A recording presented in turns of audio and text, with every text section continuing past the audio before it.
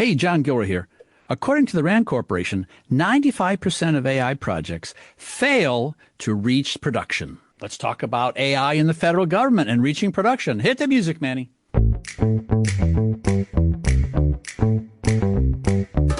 Welcome to the Federal Tech Podcast. My name is John Gilroy, and I'll be your moderator. Our guest in the virtual studio today is James Rebesco. He is the CEO of Striveworks, Striveworks. So, James, what do you strive to do?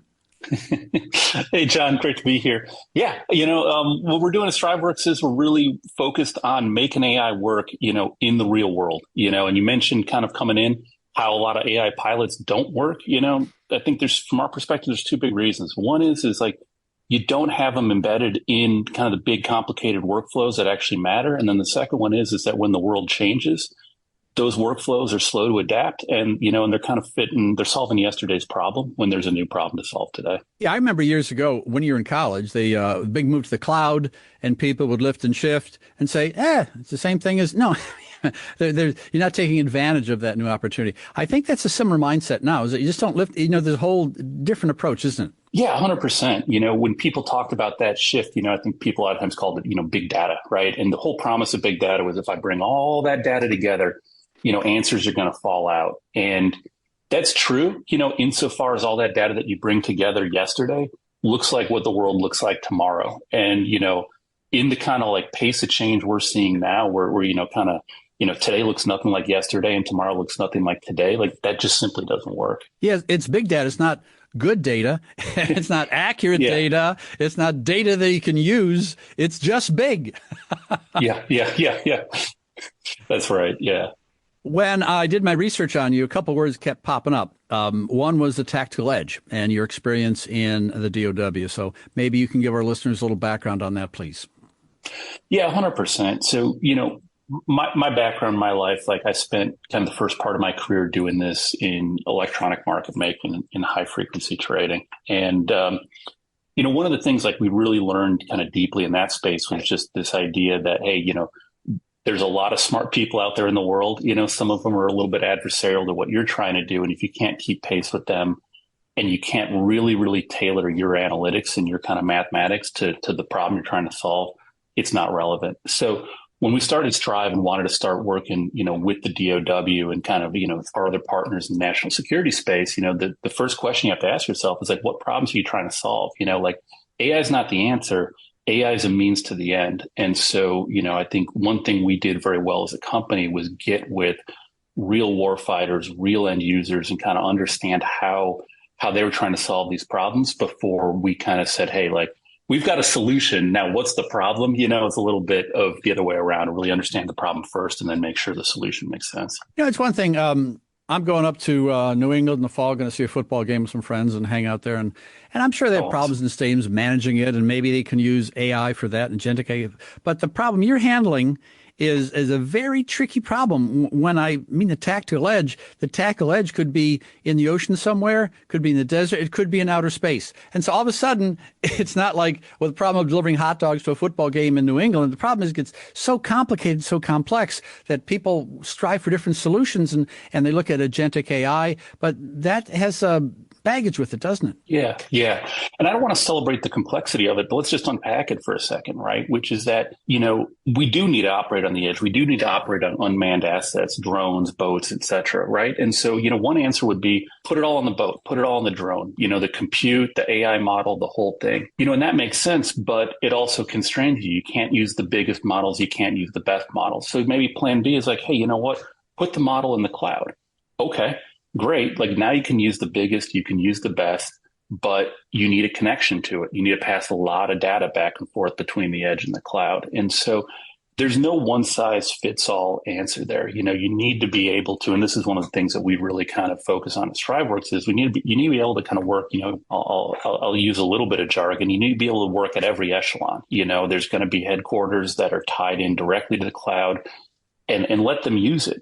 Don't kind of handicap them to have to work on small models on small compute.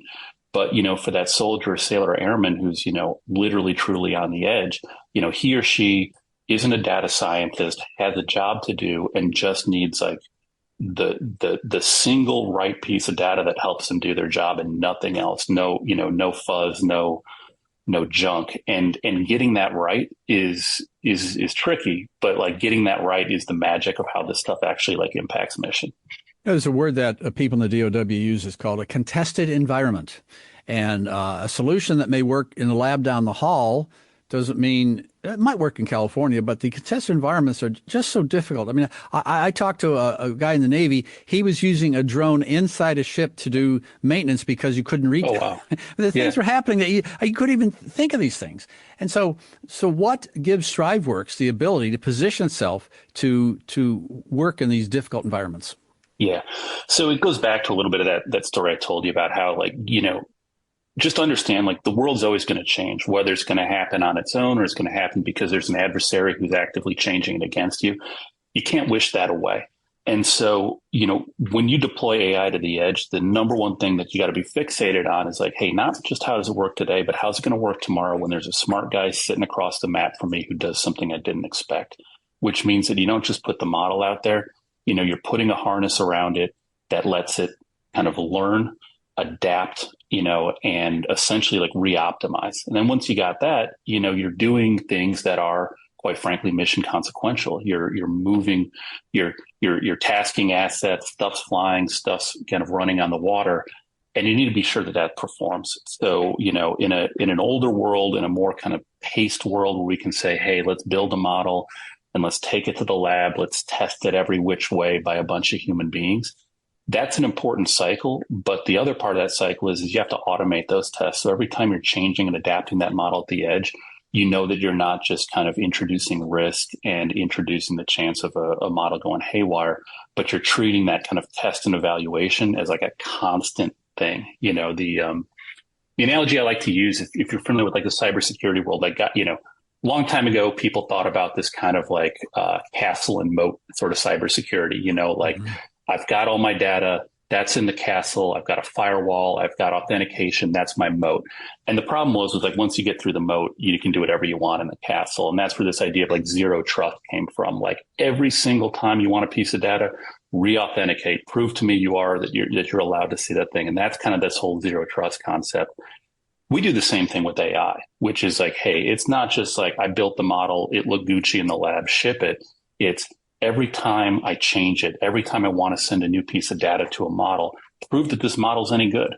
And if not, don't do it. And that's really kind of how you can move it. That's how you got to do it, to move at the pace that kind of the world demands today, but also do it in a way that's actually responsible and actually delivers performance. Yeah. So some people call this operational AI. Is that the phrase you use? Yeah. We like to call it that. I mean, it sounds a little better than saying like AI that actually works. You talk about 90% of pilots that don't, that's terrible. Let's get into 10%. Yeah. I introduced you as James because if you try to find James Rebesco on LinkedIn, that's what you type in, Rebesco. But I'm going to call him Jim from now on. So if you call him on the phone, it's Jim, but looking formally or, look up his PhD. He's got the James in front of it, so he can confuse anyone else. So Jim, my mother is fond of reminding me that she named me James for a reason, so we're good either way. Oh, yeah, I'm not going to fight with that, no. I was at an event last week, and a gentleman was speaking, and he said a phrase that I think is kind of memorable. He said, agentic AI should not have agency. I said, well, what the heck are we doing here? I mean, your whole company, Jim, is about, agentic AI and giving it agency. Are people just that scared? Is there problems with, for example, non-human identity management between agentic AI? I mean, so why are you confident you can handle it? And so many people seem to be scared. Yeah. I mean, first and foremost, like I couldn't disagree more strongly, and the great thing about being where we are today is that we've got 3,000, 4,000 years of human history to draw on. And one of the most interesting things that you see across it is that every piece of technological innovation comes with it this kind of fear and doubt that then you take for granted, and it's not that long ago where, people were worried about writing, and this is going back to the ancient Greeks where they said, hey, writing is a junk technology because it means that you no longer have to sharpen your mind to really memorize things. If I can just write them down, I don't need to use my brain to memorize them. And that's going to dull the mind, and these are the ancient Greeks saying that. Mm-hmm. And, people people said, hey, the printing press is terrible, because it means that the bar to publish information is going to go way, way down. And so the quality bar is going to go down. And then as a consumer, I'm going to be inundated with all this dreck and I won't know what to read anymore. I mean, this people have said it. I mean, this, you can find this in history. And so I think like the first thing I'd say is like, when we think about agentic AI, like we have to have the humility of like looking back at how we have reacted to every other, profoundly transformative technology just across the human experience. That being said, that doesn't mean you don't do it right. And that kind of hits on some of those key beats where, we're already seeing this with the Mythos models and all that. But, because kind of like applying these models in a casual or slapdash way, especially in mission environments, is a really, really bad idea. So that's kind of why you use the models, you use agentic AI. I don't think we have a choice. Our adversaries are going to use it. So we don't have the luxury of choice in this one, but we do it in a way that's consistent, with our values and our laws. No. Let's go back to ancient Greece. There's a guy named Alexander. He did some odds and ends and you look at a couple of his battles, Granicus and everything. There were chariots. Mm-hmm. Let's toss to you there, Jim. I mean, you have a product called, is that way you're back to ancient Greece? So where does chariot fit in this discussion?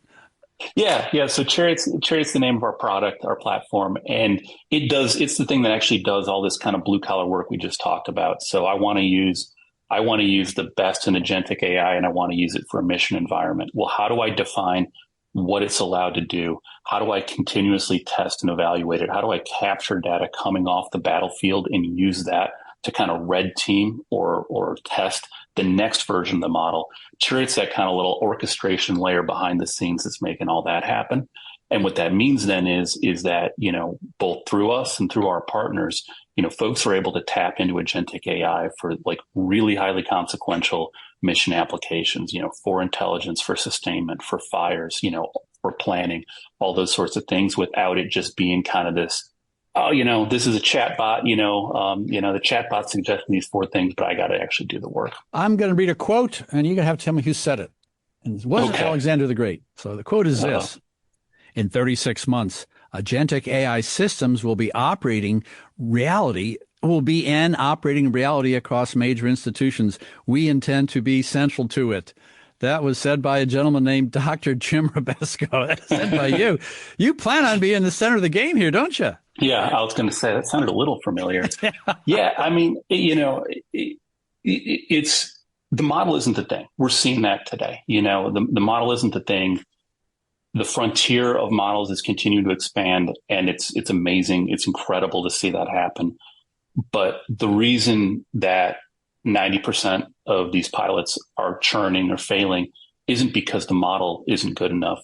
It's because there's not a harness around that model to connect it to business logic, to make sure that it actually does something productive for the company, for the organization. And most importantly, to kind of provide the assurance and safety layer so you can actually have it do real work. That's the other part of these kind of pilots that aren't working, is that because I don't have that assurance, I just have to use it as a chat bot. And then I wake up in 6 months and I'm like, hey, to be perfectly honest with you, like, I don't need Clippy in the corner. I can just kind of run this thing myself. And that's really I think that's the heart of this change we're seeing. DOW makes decisions with life and death consequences. And I don't want to get too serious here, but there's trust has to come in sooner or later. And I think this is what we're seeing with people's gut reaction to AI. Initially was you can't trust it for host nations. And still many people are at the point where they may use it for superficial things, but the real serious things. So how do you put that word trust into agentic AI, especially for these very serious decisions? Yeah. On the human side, a mentor of mine, kind of once told me, like, I was asking him about trust in a human context, and he said, hey, like, for me, trust is 2 things. Like, do you mean what you say? And like, can you do what you say you're going to do? And if you have those 2 things, he's like, then I trust you. And I think it's not much different for agentic AI, so the first one, like, do you mean what you say? What does that mean in this context? What it means is that, can you put around a model a harness that ensures that you've got, kind of backing source documentation, you have constraints and kind of guardrails around hallucinations and other kind of like, fabulous things? Do you have evaluations that kind of give you a quantitative measure of like, hey, are these models doing what they're supposed to? And do you have constant online evaluators that are kind of constantly red teaming and poking the model to make sure it's doing what it says? Like, do you mean what you say? And then the second part of it is like, can you do what you mean? And, and again, in this context, what does that mean? It means that you aren't just kind of throwing a model and putting in a system prompt, some prompt that says like, you're the world's expert in X, do not make mistakes. Like, no, that's nothing, but what is something is can you embed that model in a workflow? Can you define, hey, these are the tools I need you to use. I don't need you to reinvent Newtonian mechanics. When it's time to solve a physics equation, go to the physics engine. I don't need you to kind of invent my whatever. I don't need you to invent kind of my like levels of supply and how much stuff I have on hand. When you need to know what our sustainment footprint is, go to that tool and ask it a specific question. And if you have those two things, again, do you mean what you say and can you do what you say? I think that's kind of what trust is. It's eerily similar for a model and for a human being, frankly. Yeah. Jim, 2 months ago, I interviewed a general from the Space Force, and they like to talk about situational awareness a lot in outer space. Yeah. This is a key concept, situational. And I said, well, wait a minute. Let's take that word and throw it over, toss it over to your side of the field here, Jim. It's putting in an AI system. You have to be aware situation. You have to have situational awareness, nothing to do with the battle, but with what's going on in your system. What kind of data is coming in? What's going out? What about identity management with, and this is what I've heard is that some of the new waves of cyber attacks go after identities with agentic AI. And all of a sudden, you got to just continuous monitoring is what the software developers use. Situational awareness is what the warfighters use, but it's both for AI. It's because it's changing so fast and under attack too. And people don't realize that it's under attack. Yeah, that's right. And I guess kind of in mid-August 2026, we have to clarify we're not talking about the hedge fund situational awareness because that's probably the first Google search we're going to get. But yeah, you hit the nail on the head. Situational awareness is not just what's happening outside your system, but what's happening inside. Is it working and why not? Yeah, I couldn't agree more. What about the future? I mean, you're going to be in the center in the future. Give me a 5-year projection of are civilian agencies going to look over the DOW and go, well, hey, we'll try some of that stuff. Is that even an application there? And where do you see this evolving in the next 3 to 5 years? Yeah, I mean, I think it's going to be deeply, deeply transformative. And just again, like I guess I'm kind of implying that I'm a student of history here. We can talk about near-term history, which is if you look at, people have said a lot of crazy things about AI over the last couple of years. A lot of them, a shocking number of them, have turned out to be pretty true or pretty close to true. And so I'm always going to be a little like hesitant to throw my hat in that particular ring because sometimes you can say something and you're like, is that crazy or is it not crazy enough? But what I do deeply believe is that, again, this is coming from a world where we saw how algorithms just completely transformed the entire financial trading industry. When I started in that space, it was almost entirely done by human beings who were, kind of handing little pieces of paper to each other. And, you fast forward 10 years and it's all being done by servers in New Jersey and Chicago, and it's hard to it would have been hard to kind of like underappreciate at the time how completely, that industry was going to change and the impact it had on a consumer. If I was trying to buy a stock at the beginning of that, the price I would have paid as a consumer was probably somewhere between 20 and 100 times what I pay now that the computers are doing it. So that's just efficiency and that's money that, folks get in their IRAs and their 401ks as a result of that. So, I guess that's kind of like my viewpoint, which is like, I've seen it change entire industries. I think it's going to change, the business enterprise, the warfighting enterprise. Absolutely.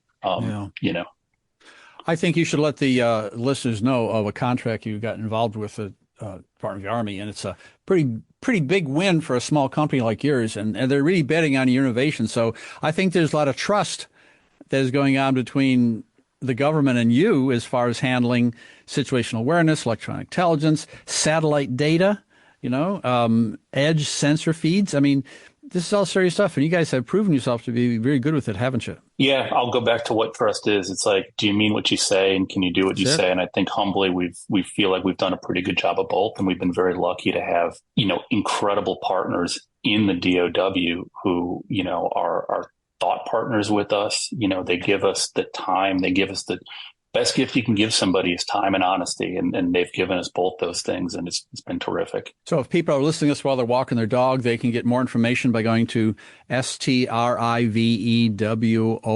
Striveworks.com. Pretty simple, huh? Yeah.